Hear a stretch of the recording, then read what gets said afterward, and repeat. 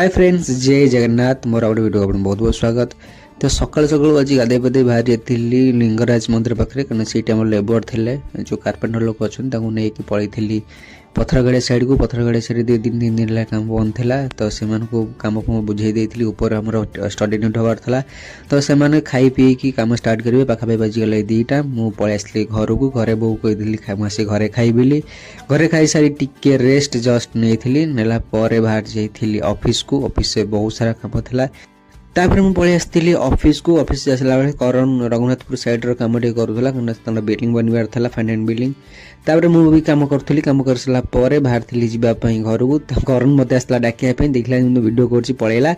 तापर मुझे पलि आसती घर को आसला बेले बाटर बहुत सारा भिड़ था मैंने आप जानते जब पलाशुणी आसुँच जयदेव विहार माने बहुत भिड़ थाए संध्या तो आसी पहुँचला मन पड़गला मुझे गाड़ी डबल इंडिकेटर लगवार अच्छी एवं बै चान्स मैंने पूरी फूरी जाऊँगी तो राति 10टा के आस लगे तापर देखो मोर ए शिबू आमर लगेदेला कहीं सी हूँ गाड़ी मेकानिक लगे सारापर आम फिटिंग करी।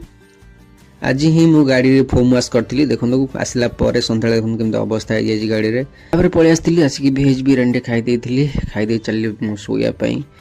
आज काली पुणी रविवार अच्छी तो किसी ड्यूटी ना देखिए कल कौन अच्छी जय जगन्नाथ।